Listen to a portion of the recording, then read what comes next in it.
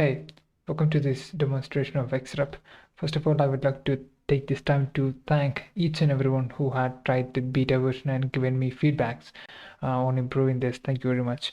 And then let's just see how XREP works in a nutshell. Um, in a very brief manner. So in my case, I'm just going to paste in a nutshell. We are pasting a bunch of text and we are getting the values of the selected text. So in my case, I'm going to paste in the server log. Just for example, I'm not going to cover each and every cases, but I'm just showing a simple case because we can wrap up this video in a 10-minute timestamp. So again, we are going to paste in a bunch of text and we are going to extract the value that we need. For example, I'm going to start with this timestamp and I'm going to hit on generate. Then it will generate the regular expression for the timestamp, for extracting the timestamp even from any large text file. We can extract the timestamp specifically. So run test is functionality which we can take this each and every patterns and then run test on this particular full text. So in that case, you cannot, this is under development, so we cannot evaluate the actual patterns on the basis of this result, because this is under development, so it can give you wrong results. So that doesn't mean, that may not mean the patterns itself is wrong. So make sure you use it wisely. So right now in our case, this is a simple string, so we are getting it exactly. So we are moving on. We are going to copy this or select this date, and then we are going to generate, and then again we are getting the text that we need. So you're getting the idea, right? And then let me quickly go through each and every functionalities, write down these checkboxes. So assuming you already know about the tool called set, so in this case I'm going to select the second line and I'm going to also check the line number. So it's saying that the text that we need is in the second line, so we are narrowing down the possibilities and we are specifically aiming the target, so it might be useful in many cases. And then that's the line number, and then we are moving on to LHS and RHS. So in this case, let me select this as target. The term target means that whatever text you select is going to be the target. So whatever in the left hand side is going to be LHS, and whatever in the right hand side, here in this case, the including the closing bracket, is going to be the RHS. So in that case, let's say, for example, in this case, we are selecting we are taking the 127 and the IP address as static, as as a static string. That means we are assuming that the string will not change. We are taking that for granted. So in that case, let's just say the string actually varies. Let's just say the LHS part, the IP address may change. Obviously it can change. So in that case, we are saying the LHS may vary, so we can check that. So in that case, the extra will not take the 127 the IP address as a literal string. So in that case, the extra will consider that as a known static string. That means the string may change over time.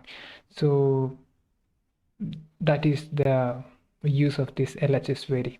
And the RHS vary is similar. We are taking any string right after the target as RHS. So if we check the RHS vary, then that means we are saying whatever in the RHS side, we cannot guarantee that it exists. So in this case, again, we are taking the /blog as a literal string, but because we didn't say that, it's not a literal string. We can say that by saying RHS vary. We are saying like, look, I'm not sure about what comes on the right hand side. So in that case, you can check this RHS, else it will take the whatever is in the last as a literal string for to specifically match the target. So if we hit on generate and run test, then yes, we do get the stuff that we need.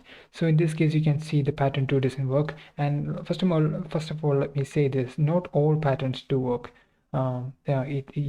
These patterns are made for meeting many edge cases. So each and every pattern has its own behavior. So you cannot expect everything to work. So in this case, the substitution works as well. So that's LHS and RHS. I hope you understand that. So we are going to the most interesting feature called static boundaries. So static boundaries, as I already mentioned, we might have, static strings in a string, right? Let's just say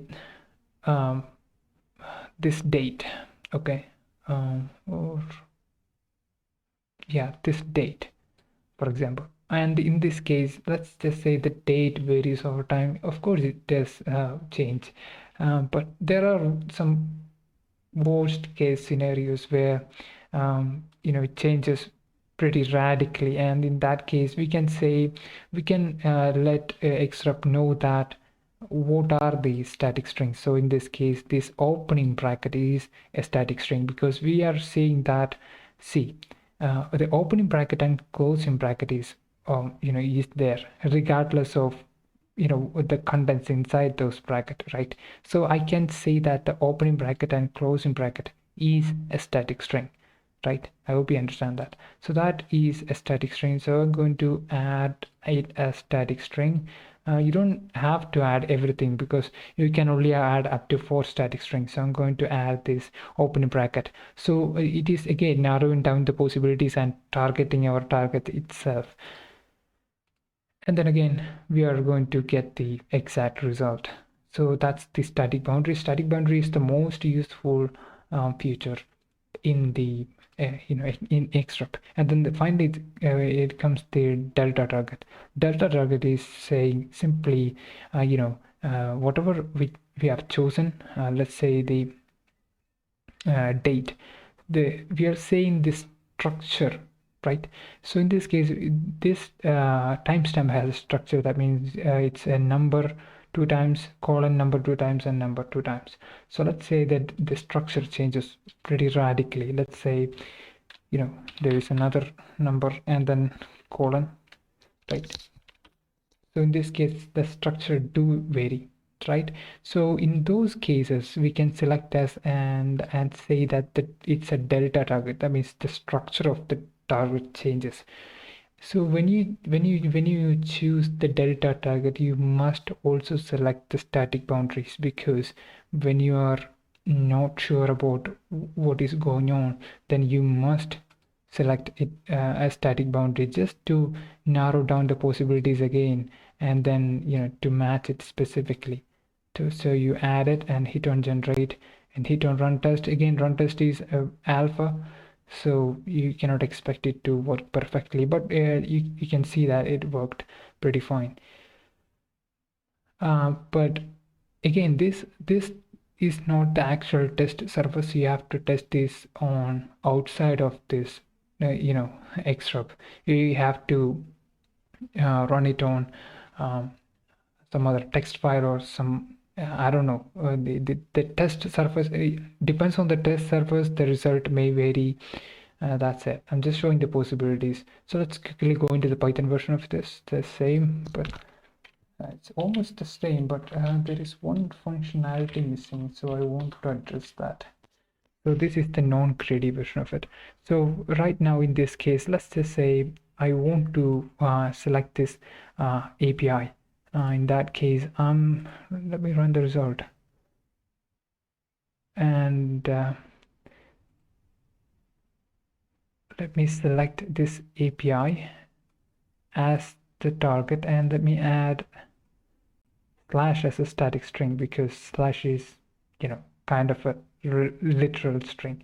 And let me generate again and run test, and you can see blog is appeared because it's using the greedy version of it.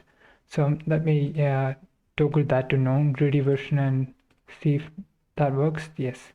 So that's the non-greedy version. That's we cannot have a non-greedy version in the POSIX version, because POSIX does not have non-greedy. that's it. This is a short overview of the working of Xrep.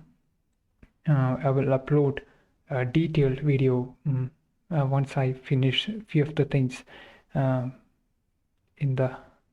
few of the things within Xrep. Thank you very much. So if you do have any